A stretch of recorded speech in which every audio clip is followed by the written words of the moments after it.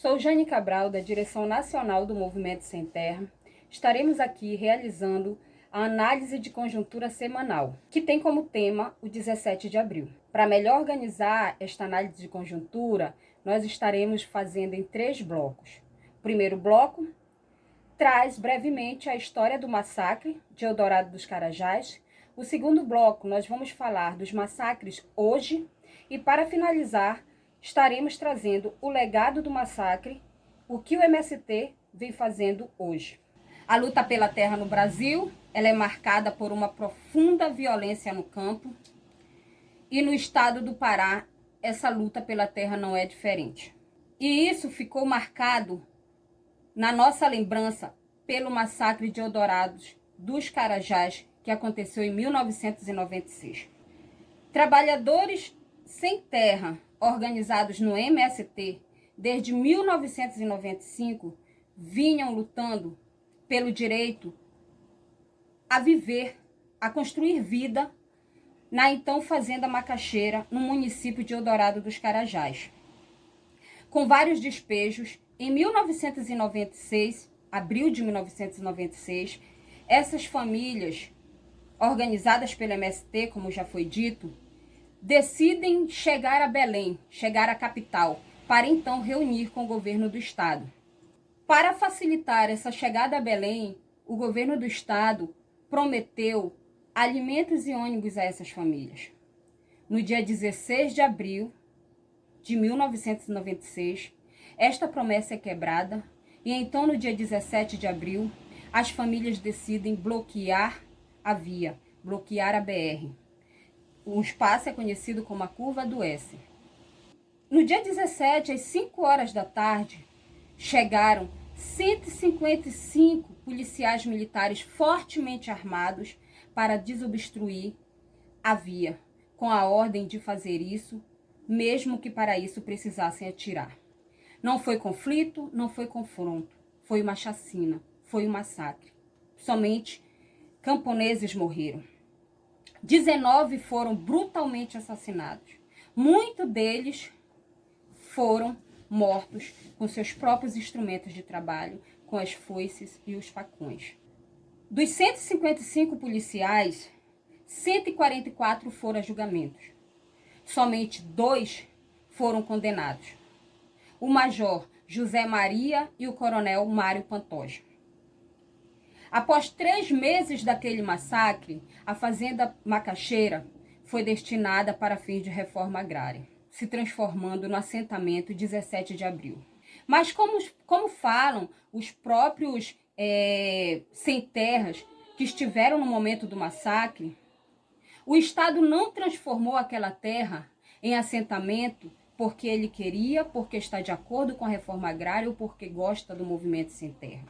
Isso aconteceu porque esse massacre teve uma forte visibilidade nacional e internacional, fazendo então com que o governo do estado sofresse uma grande pressão, com que o governo brasileiro sofresse uma grande pressão, transformando então a Fazenda Macaxeira no que é hoje o assentamento 17 de abril, onde as pessoas constroem sua vida com dignidade. No Brasil, em 2019, 29 lideranças camponesas foram assassinadas, entre elas indígenas, sem terras, quilombolas.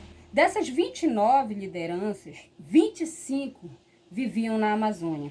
E dessas 29 lideranças assassinadas, 12 viviam no estado do Pará. Isso é massacre. O massacre continua quando o governo impõe uma titulação das terras, liberando ainda mais a grilagem de terra, principalmente na Amazônia. Este atual governo quer chegar em 2022 com 600 mil títulos de terra. Isso é um massacre. O massacre continua também quando se tem um forte investimento no agronegócio. 194 bilhões para o agronegócio, que somente produz grãos para exportação. E em contrapartida, o investimento na agricultura familiar, que produz mais de 70% de alimentos para a mesa dos brasileiros, é de 31 bilhões. Isso é um massacre. E o massacre se aprofunda ainda mais quando nossas políticas públicas são sucateadas. Quando o Programa Nacional de Educação na Reforma Agrária, o PRONERA, ele é sucateado para que seja extinto, deixando então de fazer com que muitos camponeses e camponesas possam chegar à universidade. Isso é um massacre. O massacre continua quando nossa educação pública e de qualidade é sucateada. O massacre continua quando a saúde pública, gratuita, de qualidade, é sucateada. E quando a gente vê, nos tempos de agora, de coronavírus, as pessoas precisando de uma saúde de qualidade e muitas vezes não tendo. O massacre continua quando mais de 5 milhões de brasileiros passam fome. Esses massacres, que muitas vezes não são pela bala, mas são pela retirada dos direitos, pela retirada da vida digna, eles precisam acabar. O mês de abril, ele não foi em vão. O 17 de abril não foi em vão. Os trabalhadores sem terra não tombaram em vão. Esse dia 17 de abril ficou reconhecido como o Dia Internacional da Luta Camponesa. Nossos mortos sempre serão lembrados. O mês de abril também, e não somente o dia, mas o mês de abril, ele também ficou conhecido como Abril Vermelho, que é o abril da luta, é o abril da libertação da terra. Então, neste mês de abril, o Movimento Sem Terra faz ocupações por todo o Brasil onde ele está organizado. Libertamos terra e dizemos que a terra tem que ser para quem nela trabalha, que a terra tem que ser para produzir alimentos e alimentos saudáveis para o povo brasileiro. No mês de abril também, desde 2006, do dia 10 ao 17, a Juventude Sem Terra se organiza no acampamento pedagógico da juventude, que fica localizado na Curva do S, num local onde aconteceu o massacre. Mais de 400 jovens se organizam neste acampamento. Este acampamento onde a juventude debate política, debate sobre a participação da juventude na sociedade, onde a juventude faz teatro, dança, canta, onde a juventude, todos os dias, do dia 10 ao dia 17, às 5 horas da tarde, ocupa a via dizendo que os nossos mortos não serão esquecidos. Neste mês de abril, nós estaremos em casa, mas não estaremos em silêncio. As redes sociais vão ser tomadas por vídeos de amigos, aliados, que conhecem e reconhecem a luta do Movimento Sem Terra. Nossos assentamentos e acampamentos no dia 17 vão ser tomados pela mística da vida. Haverão foguetaços para dizer que nós estamos em alerta. A Curva do S, o Monumento das Castanheiras, será embelezado para dizer que nossos mortos estão lá e eles por nós sempre serão cuidados. Neste mês de abril, e principalmente agora, com a pandemia, com o coronavírus, que faz com que muitos brasileiros e brasileiras não possam sair para trabalhar, o Movimento Sem Terra no Brasil inteiro está fazendo a doação de alimentos. O Movimento Sem Terra está fazendo uma campanha de solidariedade, dizendo que nós doamos, não o que nos sobra, mas nós doamos o que nós temos de melhor, que é a nossa produção saudável. Nesse mês de abril, muitos armazéns do campo estão fazendo doações de marmitas.